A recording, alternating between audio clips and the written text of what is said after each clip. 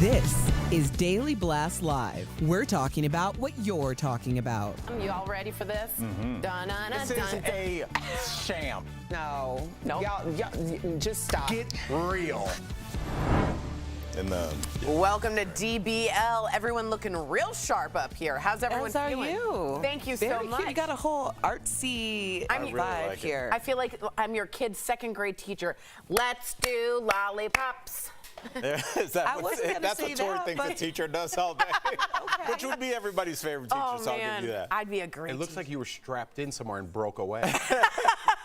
Tori, I like it. Thank you, guys. Well, welcome and good morning. We are starting today with some women's issues, actually, that have been thrust into the political spotlight. So after Roe v. Wade was struck down a year and a half ago, some of these issues have come up.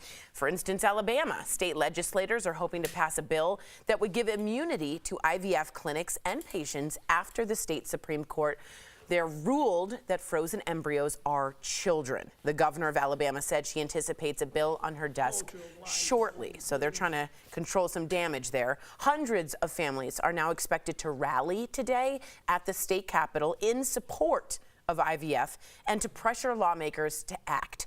Yesterday, the U.S. Health and Human Services Secretary met with women affected by the ruling in Alabama. Here is what he had to say.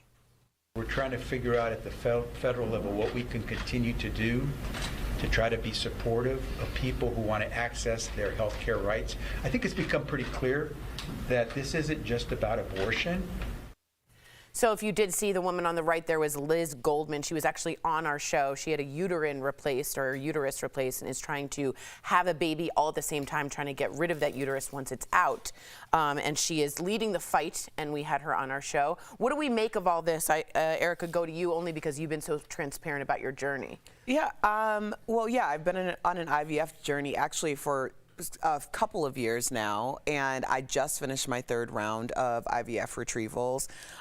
People are very uneducated about this process, and it's obvious. Yeah, right. When you're talking about halting IVF treatments in the state of Alabama, mid-cycles for people, you're talking about women who are putting hormones into their body and their follicles are developing, which means that your eggs are going through your body, like at all times. Your eggs are basically coming together in a follicle to make it easier for extraction so that you can retrieve your eggs. That can be a very daunting and painful process. The idea of just halting that makes me very concerned for anyone who would be in that situation where you're halfway through or in the middle of a medical procedure and now all of a sudden, what's your recourse?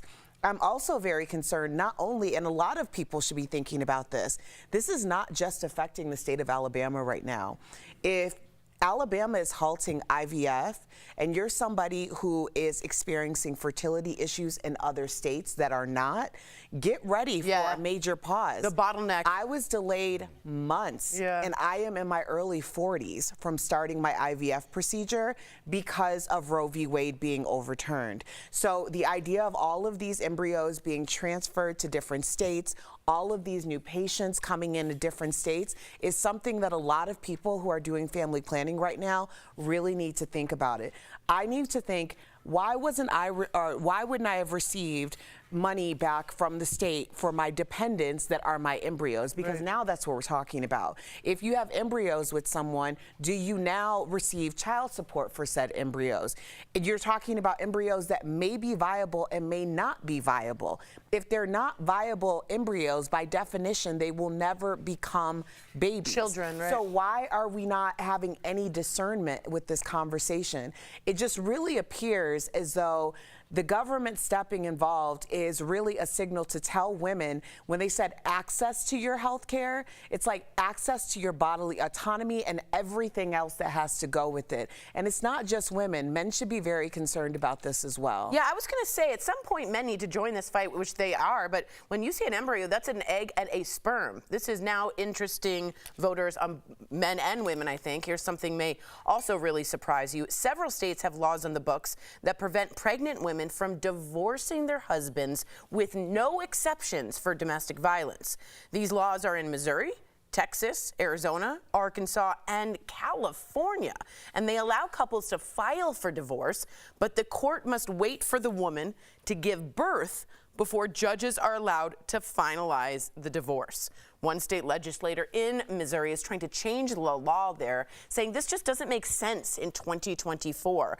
Al, what do you think of these laws? Is it fair? Is it safe? I realize they are to protect paternity issues, things like that, but this seems like... Are they? Well, it seems a little medieval. And yeah, it sounds like hysteria. Like, oh, she's a little hormonal because she's pregnant, so now she wants a divorce, so make her wait. Right, yeah. Or is it to protect the paternity of the father who with child support and how you get there? You need to make sure who is the father before you get a divorce from that person. Is that protecting the father in any way? I mean, maybe it is protecting the father, but in this case, I would have to think that most women that are going through a divorce while they're pregnant with this person, they're doing it because things are not great, because things might be very dangerous. That's not a decision that you come to willy-nilly, like, I'm 6 months into a pregnancy with a person that's going to be on the planet longer than I will. Let me get rid of this life partner that you're literally going to be depending on for financial support, for, hey, get up with me in the middle of the night.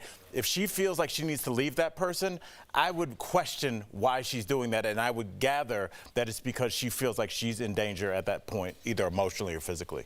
What do you think about this being in the election in 2024? Do you think these laws will be important?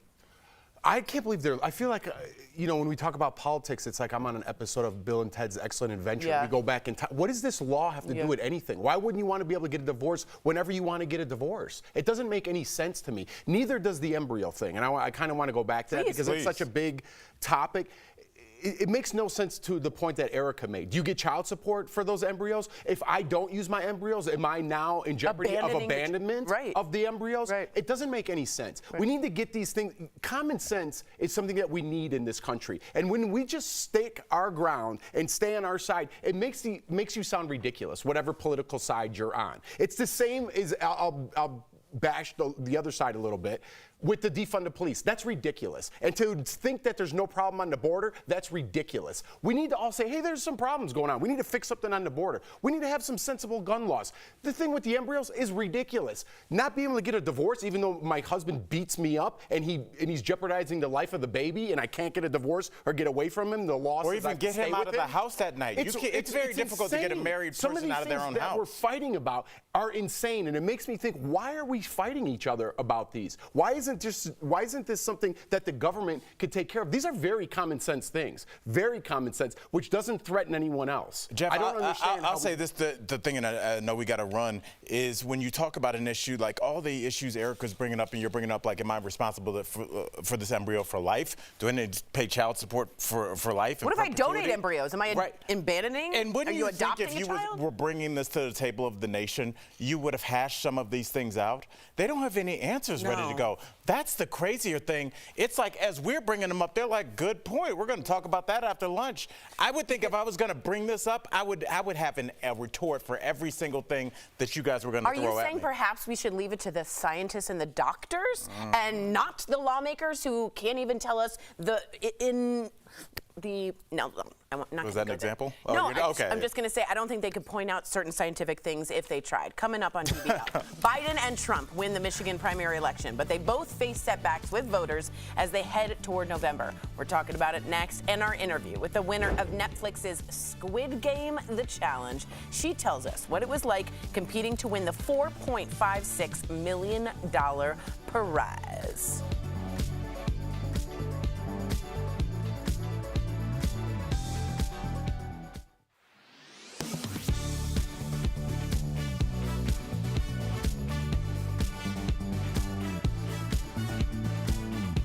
Information with like the 39%. Erica, can I throw some joy in here real quick? Yeah. No, you said I want to say happy birthday to my Uncle Ben. He's 73. Uncle Ben. Okay. Yeah, shout out to Uncle Ben. He fell and broke his hip yesterday. But, no, don't go look for it. It's probably in the bathroom. Remember we were talking about luck yesterday? There in South Carolina, they got one of the best black female surgeons. Yeah. She was available, and they said it was, if you're going to break your hip, it was a clean break.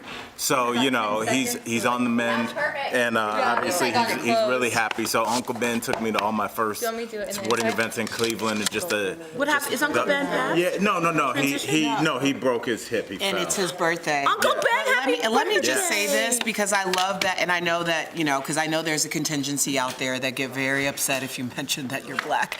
But Uncle Ben is 73 40 years old, and the idea of him going to the hospital and having a young black female doctor to help him, and a surgeon in this way, it's a full circle moment in life, you know. So I think that is very important. And happy birthday to Uncle Ben. Yeah, he's on the mend, and you know, he's definitely my favorite uncle. Is that right? Oh yeah. Is that right? Yeah. Oh, I love that. He's just such a he has no capability of any. He's just such a great person. Always has been. So shout out to Uncle Ben. I hope he's on the mend. I'm gonna FaceTime him after the show's over. But yeah, I always like to interject because there's always lots of good stuff going on too. Yes, so many great things. You know, I'll tell you something that's good. I got a bird feeder to see my mom because I said she'd be a red bird, and the squirrels got to it. Yeah, you gotta. Okay, so I got a pole. Not that kind of pole, a different kind of pole, and I'm gonna grease the pole, and then I'm gonna see some birds. I know, Dre, it didn't come out the way I Grease wanted. the pole.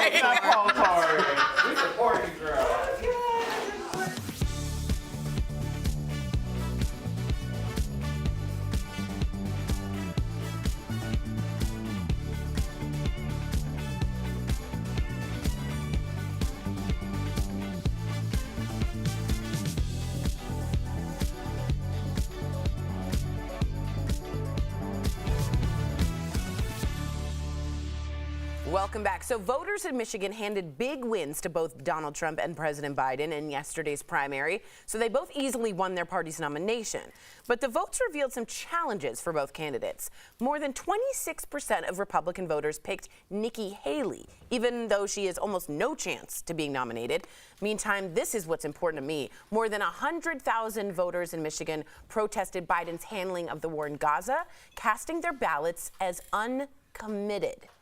So what issues, I want to know, what issues do you think will end up deciding this presidential election? Is it the border crisis, abortion, the war in Israel? And DBL Nation, we want to know, do you really want to see a Trump-Biden rematch, or would you like to have another choice? Go to dblvote.com to weigh in. I want to know, Jeff, your number one issue that you think is affecting this election, that the voters are thinking about. I don't know. I think I can't just speak. I mean, I can speak for myself, surely, but I can't speak for everybody else. What is it for you? If I say something, someone else is going to disagree. Sure. You know what I would like? And I think we're stuck with these candidates. I've said this for the last 4 years. I do not want this rematch. I don't want Biden. I don't want Trump. Regardless of what you think at home, of what you paint the picture of You've what you made it think I am. clear. I want someone to retract something that they said. I want the Republicans to say, this abortion thing is craziness. Okay, if you're married like me and you're in a heterosexual relationship and you saw your wife go through childbirth, both vaginally and a C-section, you would definitely say it's up to you as a woman to do what you want with your body because it's ravaging what happens. My wife, it's up to you as a woman, okay? And I want Democrats to walk back. Hey, we didn't do everything perfect during COVID. Not saying anything, just I want someone to walk something back. And that person who walks something back would earn my respect. You know what? There is a problem at the border. We need to address that. We need to really solve what's going on over there. The defund the police thing, it was out of control. We went too far with that. Whatever side you're on, I want you to retract something. That would mean a lot to me. Interesting. Yeah. Erica, what do you think? What is an issue for you that you think is going to galvanize people, or for yourself? Well, I think, to Jeff's point, like, if you say something, someone's going to disagree with it, but that's the whole point of where we are. That's politics, the whole point of politics. Exactly. Right. I think it's really a commingling of all the issues. You know, if you're in a border state, then the border probably is one of your top priorities. If you are in the midst of family planning, or you are a birthing person, then of course Roe v. Wade, abortion issues are of course going to be at the top of mind. There's going to be a little something in there for everyone. But I think that's also what makes it so divisive in general, because there's so much energy spread and so many very important issues. Right, these are huge. It's not like, you know, people, it's a hierarchy to us personally. Right. It's not a hierarchy necessarily in terms of what's imminent in all of this. Right. Al, let me ask you a question. I agree with you. It's a bunch of things, and it's high stakes right now for a lot of people. What about about democracy? The idea that when Trump says he's going to come and he's going to sort of take down the justice system, all that, do you think that's an issue that people are worried about, or are these other issues taking more in control? I think it's a secondary issue, but I think for the first time after January 6th, we saw that there was a plan in place, right, and people had coordinated to, flip over the vote of the people. But I have to, going back to what I think the main issue is, I don't see how it can't be IVF and abortion. This is the third rail that I always thought that this was a great issue for Republicans to run on. It's a great way to stack funds for your coffers, but to actually overturn them, I feel like, much like Trump in 2016 galvanized a base of voters that had never really been tapped into before. I think that the fact that they're coming for women's right to choose at the beginning, usually younger women are looking for abortions if they feel like they can't afford it, and older women who are more established in their careers that say, now I can't afford it and I'm willing to pay $250,000 to try and have a child. Now both of those forces have been combined, because what we have right now is a snapshot, or what the Democrats should label as, this is a snapshot of what your future looks like in the hands of this party. And I think it's a devastating, Thor's hammer in terms of like getting people to the polls. Sometimes I disagree with you, but on this one, we see eye to eye. I've never been wrong. Nope. Let's look at the poll match. We got another option, 86% of you. A rematch, 14% of you. Strong majority. We'll be right back.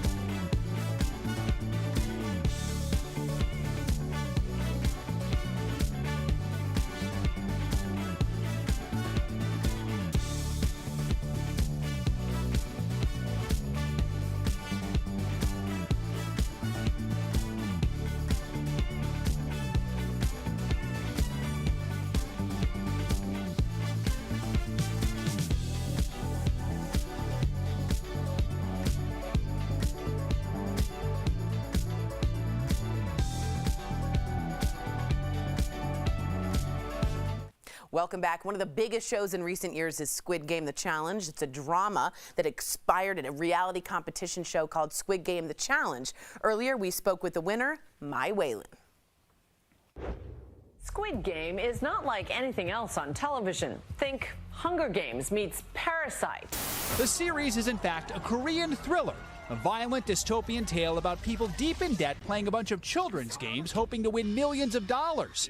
If they lose a game, they lose their lives. Give it up for the Circle Guy. Netflix is staging what they're calling the biggest reality competition ever. It is set to become a reality competition show. The prize, $4.56 million. Life that keeps me alive. You must now pick 2 players to eliminate. 456 people competed in the reality competition, but only one made it to the end. Please welcome to DBL the woman who won $4.56 million, Whalen! Hi. Thank you for having me. My congratulations. Thanks for being here. I got to know, what was it like before your life, that is, before you joined this show? What made you want to do this? Prior to the Squid Game, I love watching, the Squid Game challenge. My husband got me to watch the show, and at first I didn't want to watch it because it was, very gory. so he persuaded me for me to watch the show, and then when he saw the advertisement for Squid Game the challenge, he said, this is all about you. You're competitive and you're gonna do great. And so I applied, but yeah, it's a road of no return. We appreciate you being here. Now, a lot of your success was strategic and mental, but many said that you were great at being deceptive. Do you agree with that?